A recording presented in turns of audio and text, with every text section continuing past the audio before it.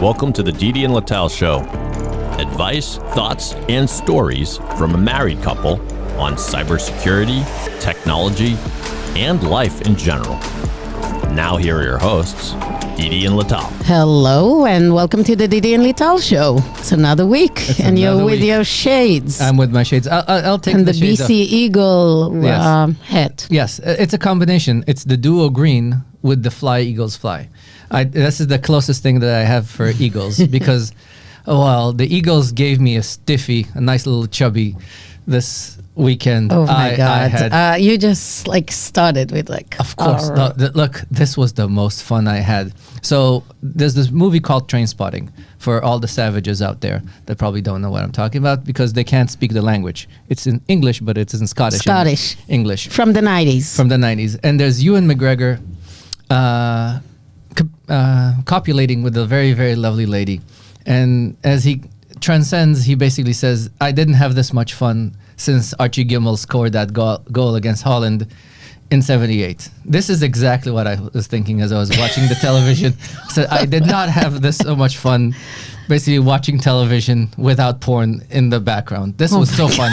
I just watched it again and again and again. Okay, kids, stay away. Yes. So this was awesome. People say this was a boring Super Bowl. No, fuck no.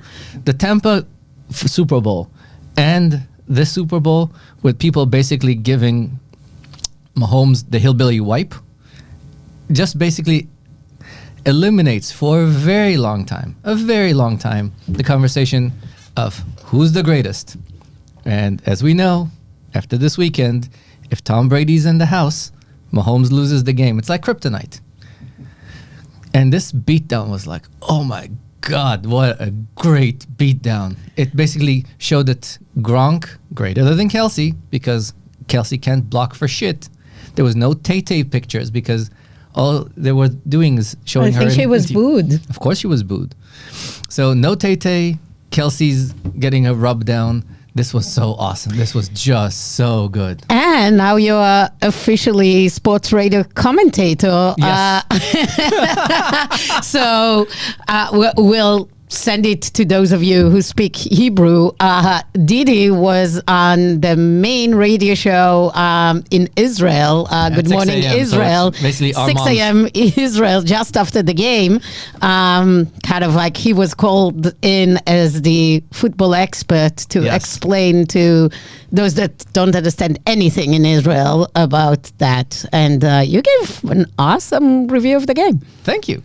Because I enjoyed it so much. I enjoyed that game so much. So you're now official. Good. Maybe they'll call you more times. Give us producer Dave here. Didi, give us just a little sample in Hebrew, just so we know sort of what your recap of the game. Oh my God! So translate what you said. I'll translate what I said. So the commentator, who is a high school friend of Lital, basically said, "Hey, did you watch the game? ראית את המשחק?" And I said, כמובן שראיתי. Of course. כי רציתי לראות את איך מהומס לא מצליח להתגבר על בריידי. ואז הייתי צריך להסביר גם מי הם מהומס ומי הם בריידי. So what he says that he was very happy to watch the game because he Mahomes not stepping up to the Brady superstarish. Exactly. And then he had to explain who they are. Which is המורשת של בריידי, which is Brady's legacy in Hebrew. Yeah, I had to explain that one. So that and of course I said that when I was asked about Kendrick Lamar, I said that during Kendrick Lamar's show, you went to fold the laundry because it's a Sunday night, and that's what you do on a Sunday night. You fold the laundry. There's even a Peyton Manning commercial about the argument between Super Bowl and laundry. Tide commercial. Very well done. It's the first time since we moved to the US that I didn't even tune in to watch the halftime show. Yes. I couldn't give an F. Yes. Who is he? Exactly. Seriously. Yes. I think maybe while running a Peloton run, I heard a rap song of him. I don't know. I don't care. It's one of those things I tune up. it's like every year it's worse and worse since they brought in The Weeknd, which I like his songs, but it was like the worst thing ever. They put those masks on and stuff. Like, it's horrible. Yeah. I did like the year with that hip hop. No, the hip hop East West, Yeah, you that know, was and nice. Eminem and that was good. Yes. But it's been a while. What I want like is- since Beyonce, I don't think that. I want Hitting it. I want old artists that show up, give the best hits that everybody knows. Springsteen, U2, dig up Bob I don't Dylan. think U2 will come to a halftime show, but maybe. Maybe they'll get U2. Tay to do this as a favor U2 was the halftime show for the Rams, right? Yeah, in 2001. Oh, really? It was right after 9/11. They played Where the Streets Have No Name with Oh, the wow. roster of 9/11 victims scrolling. Wow. And the Patriots won the Super Bowl, of course. Yes. Okay. Yes. Okay. And so that's how my week started. So and I great thought, week. You're no, happy. No. No? So it got even better. You know what's probably one of the best experiences a Bruins fan can have, especially in this sucky Bruins season, Tell the audience. when a whole bunch of Montreal Canadiens fans have to cheer Brad Marchand for scoring a goal against Sweden. And of course, showing that Crosby, speaking of the Mahomes-Brady thing, there's also Crosby versus McDavid.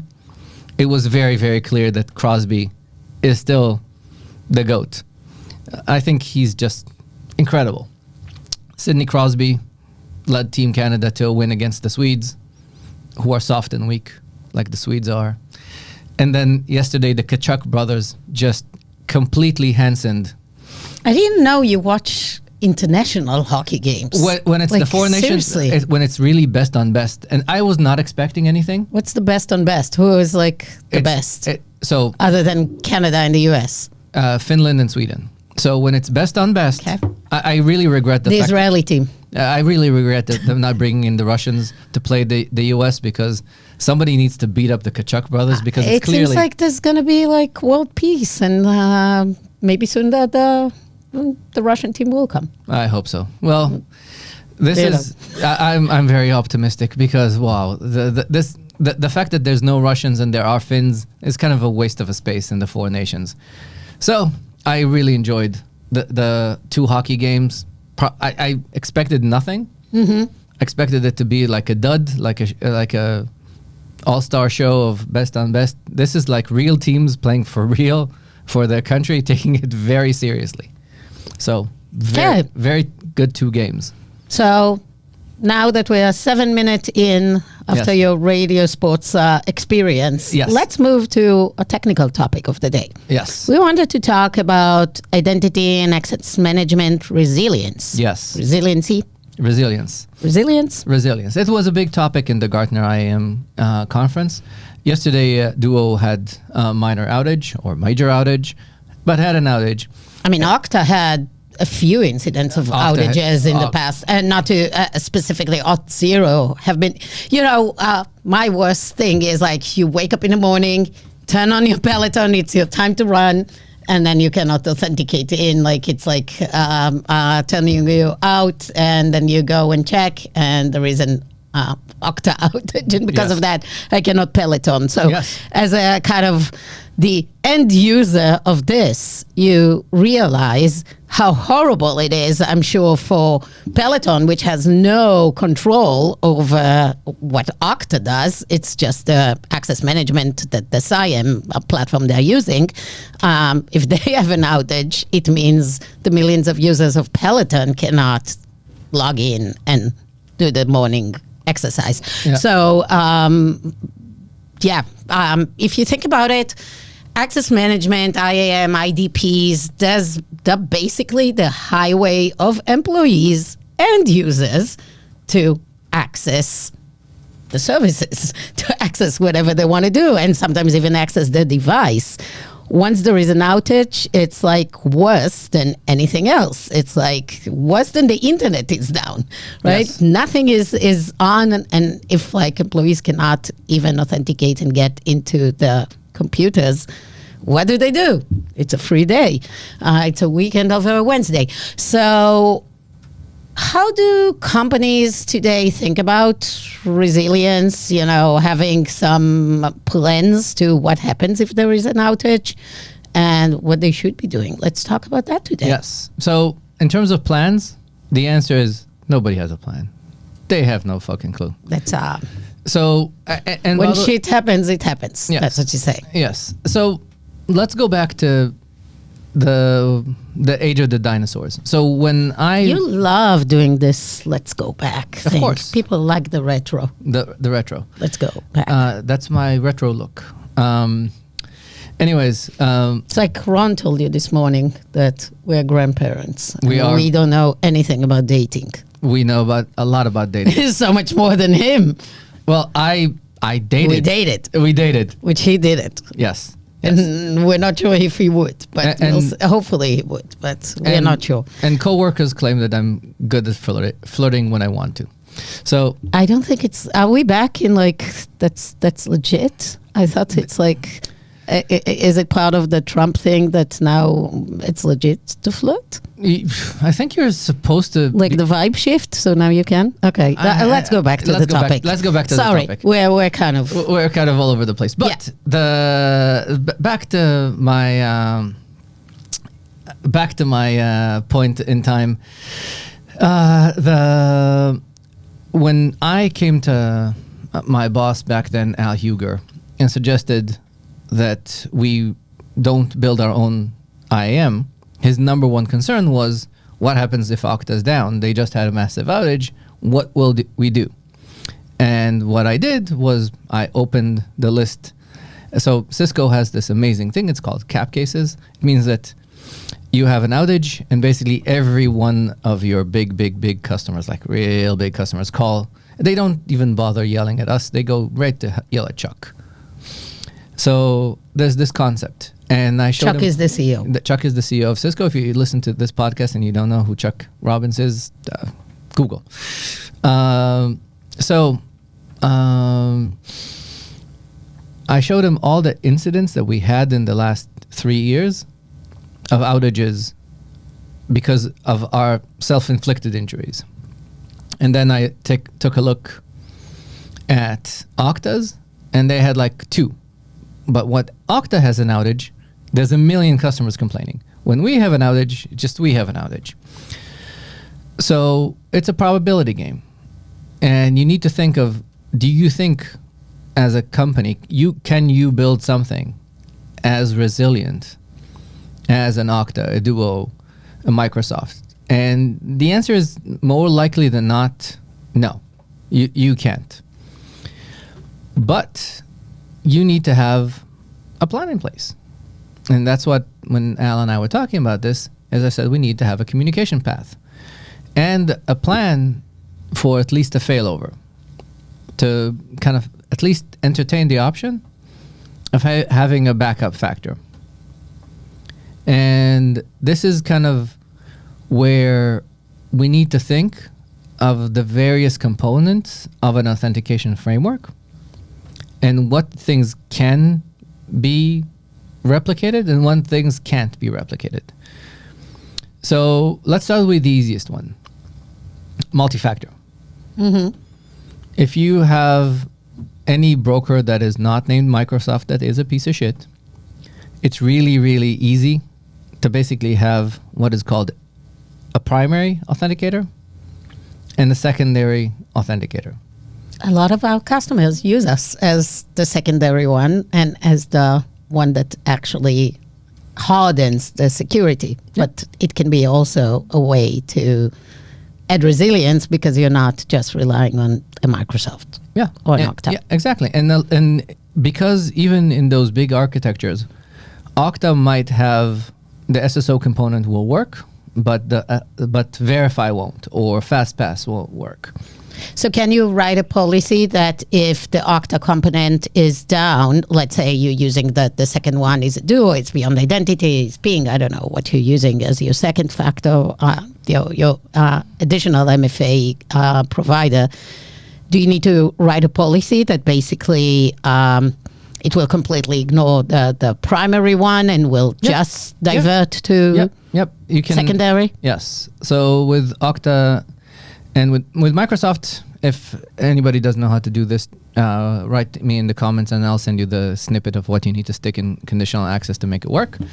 But the idea is that with Microsoft, you need to do a little bit of finagling to make conditional access actually respect you and fail over to you and not fail open, which is what they do. They kind of fail open unless you know what you're doing. And in most cases, what you can have is it failing into the secondary factor. So it means that if the first is not available, it gives the user a choice. So the user will have a choice to say, I can't authenticate with X, authenticate with Y. When you have, sometimes you see it when you have multiple options to authenticate. You fail with the first, you can go and authenticate with the fallback, the next option. Yes. The cost of this is the fact that you need to make sure that your users are enrolled in both, because otherwise you fail open. Because it means that when there's a failure of the primary authenticator, if nobody's registered and you have just-in-time registration, now basically if I know your password, I can log in as you. So that's a security issue. Yes. So let me ask you a few things. So you were saying one good way to kind of build resilience is to double down on having multiple authenticators. Yep. I highly recommend having multiple authenticators. You are recommending? I recommend having at least 2 vendors in this space. Always think of your SSO vendor plus an MFA vendor. Who is it for, in your opinion? Like, at what size you need to think about that? Because you're adding, obviously, complexity for IT, identity, whomever the administrators. At what size, or like, what is the threshold of a company that says, okay, I need to add my second provider? Is it from day one? Like a company of 5, startup with 5 employees, you have 2? Yes. So this is actually when you talk about... You'll have Google plus Okta or whatever? Yeah. What are you doing? Something like that. So my thoughts on these things is always make sure it's related to not the size of the company, but the value of the employee. So if I'm a university, I wouldn't force them to... Right now... So you don't care if the kids cannot access whatever materials, but actually maybe you care because, they pay you a lot of money, and if they cannot access the slides, I don't know. It's the friction. Okay. It's the friction. They when you go with a Duo shirt in any university city, everybody knows you. Everybody yells at you and blame you for everything since... At first, it shows how fucked up this generation is because they don't understand. If you're in a university, we have very happy customers at Beyond Identity. So here, plug in, reach out. Listen. Because your users are not happy with Duo. Users are very happy with Duo. They're not. The admins are. The admins are always happy with the product. The students are whiny little bitches. Because this is the whole generation. This whole generation is a bunch of whiny little bitches. They're your kids. I know. That's how I know that they're whiny little bitches. Okay. Let's go back to the topic. Yes. So again, who is it recommended? You're saying academia, not a priority, unless... yes, a priority, not... For the research, maybe teams. For the research. For those that actually produce work, not necessarily for the students. For the valuable people. Okay. So healthcare has to, because if the doctor cannot log in, he will be crazy about that, and that's like not working. Mm-hmm. Healthcare have to have multiple factors. I think wherever your employee is expensive or produces money for you, you want to have a failback. You want to fail over. You want some method. I mean, if you're in retail, the employee is not expensive, but if the POS machine you cannot log into, you cannot actually serve your customers. So that's another thing, that you need an actual authentication policy that makes sense. So a POS machine needs to have a local authentication and a secondary authentication, which are different than each other. So that it could still run locally, even offline, if it cannot connect to the cloud or whatever. Yes. POS machine, if you don't have a policy of what happens when the store is offline, you have a bigger problem. So you need to think of POS. You need to have. I assume that all those companies, Toast and Stripe and stuff, offer those things these days. The modern POS. Yeah. Well, let's hope so. I don't know. Okay. So you're saying almost everyone, because at the end of the day, employees are they run your business. So them not being able to authenticate and access resource means, again, your company is on a shutdown. Yes, at least run the math of how much things cost you and how much would a backup cost you. So that's a good way to basically justify it, because you can basically say, what is the cost of half a day of a company shutdown? What's the cost of a second IDP or authenticator? And basically, and basically that's how you justify the cost. Yeah. That makes sense. And the other thing that you need to think of. Yeah. So I'm going from the easiest to the hardest. Second easiest, which most people don't do and are just stupid, is backing up this shit. So right now, most cases, if tomorrow morning, we've had this in multiple cases where a company runs stuff on an AD server that runs under some guy's desk from the 80s and, well, the 90s in case of AD. And then the server dies. Nobody remembers this because AD is like cockroaches. It just never dies. But people forget it. It's like AD, Active Directory, from 2012, and it doesn't go down. This is like the linchpin that holds everybody's identities.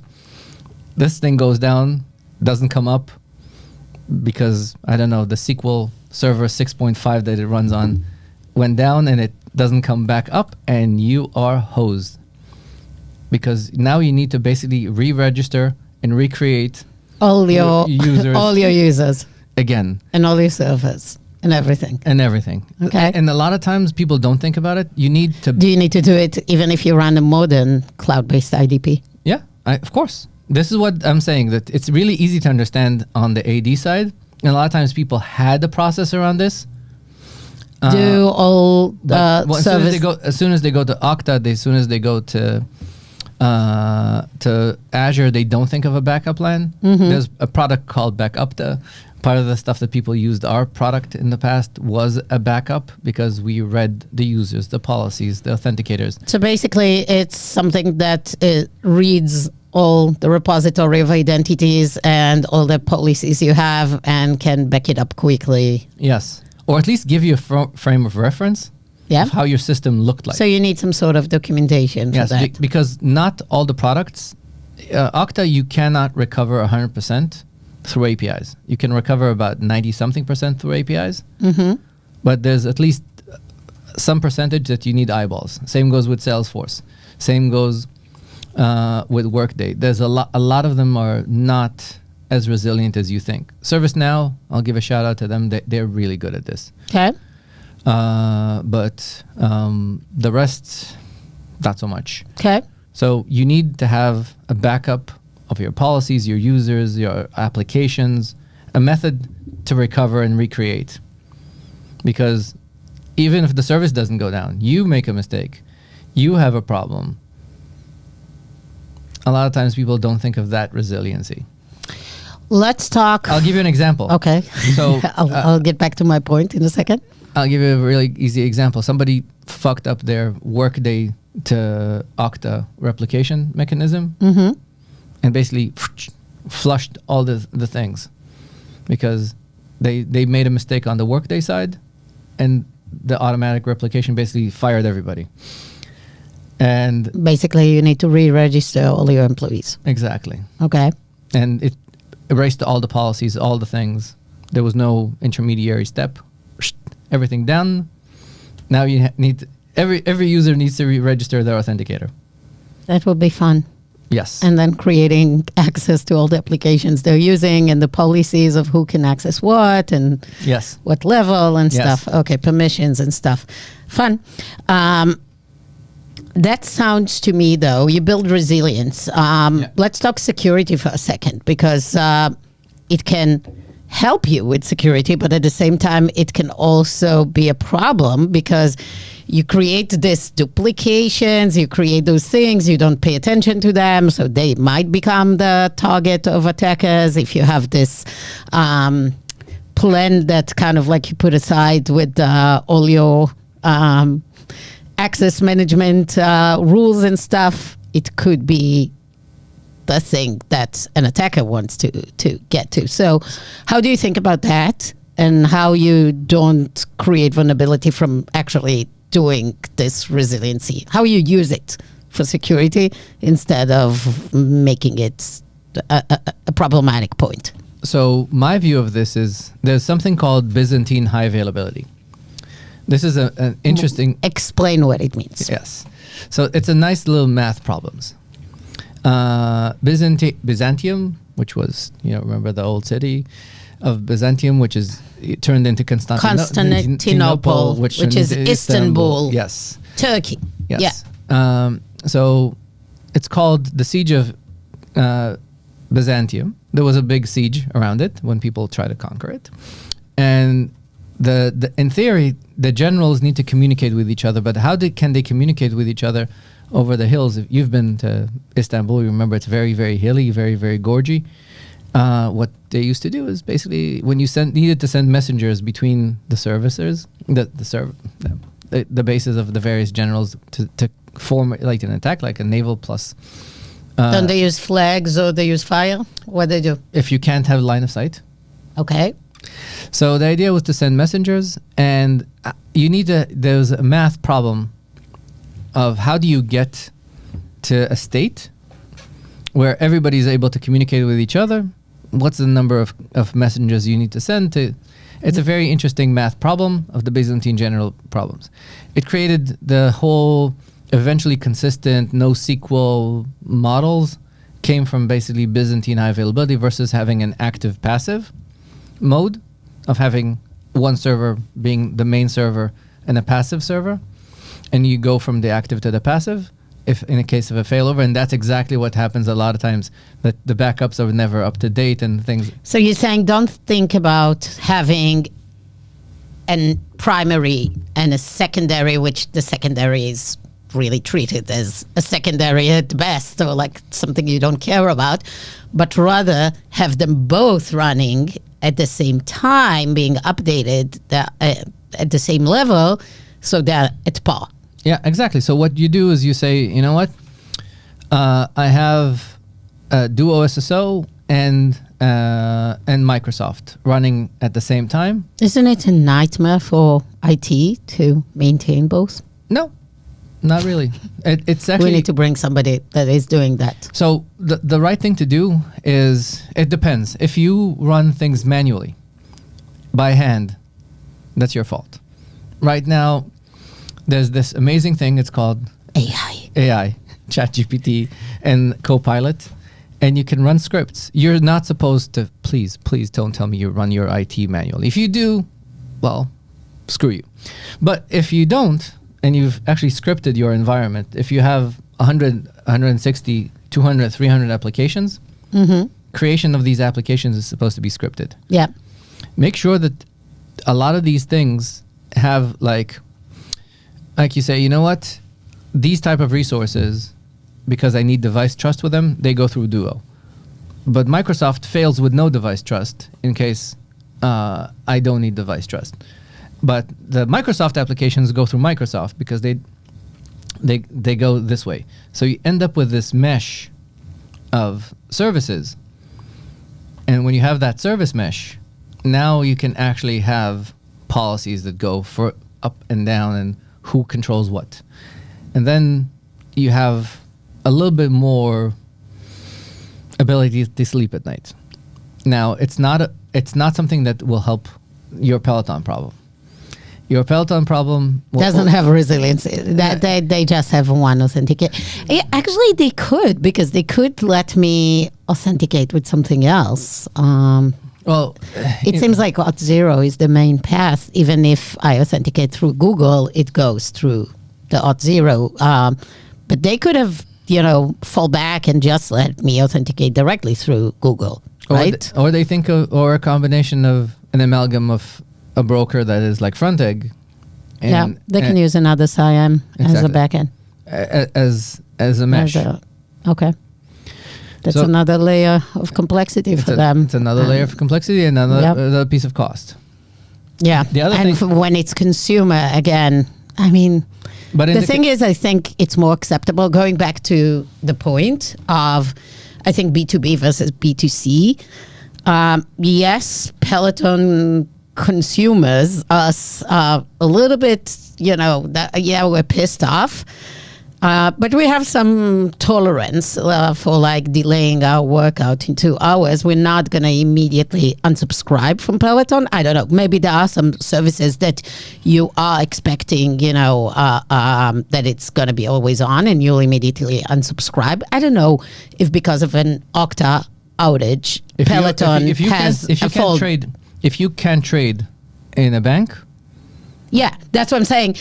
A bank, yes, even though a bank, even they don't lose their customers because of the 2 hours delayed in transaction. People as people, when you are a consumer, you get upset. But actually, it's so hard to go change a bank, and it's also like you don't have another Peloton. There are alternatives, but you already have the machine and stuff. So the tolerance is higher than, when you're actually losing a day of work. So what I'm saying, a snowflake outage because of the SIM, when it's like thousands of companies cannot work and deposit that data, is very different than Peloton up not working. So what I have to say on that one, this is why I put this episode ahead of the one that we're going to have later today, because this is your Overton window. That's everyone's. Because 10 years ago, 20 years ago, people would consider moving because of an outage. AWS basically got people so comfortable with that this works so much and so easy. That the East Coast S1 services are down for like half a day. Exactly. And you just get everyone don't have the internet for the afternoon and it's fine. You take a walk. Basically, everybody's down. It's like losing power from the power grid. And you say, you know what? Fuck it. Let's take a walk. Let's take a walk. It's a nice day outside. Back to Peloton. This is where a lot of companies need to think of what is their primary value. So, for example, if I'm a Peloton owner, my expectation is that I will be able to run with a limited number of classes that are replicated to the machine ahead of time that do not require cloud authentication.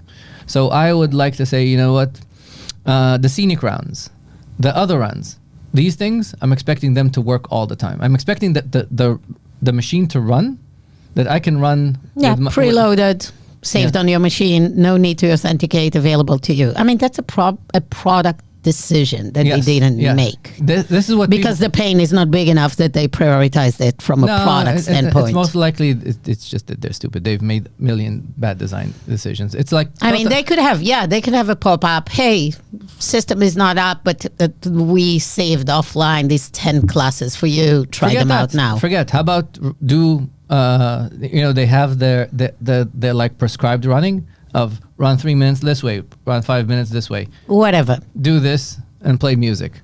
Play your own music. Done.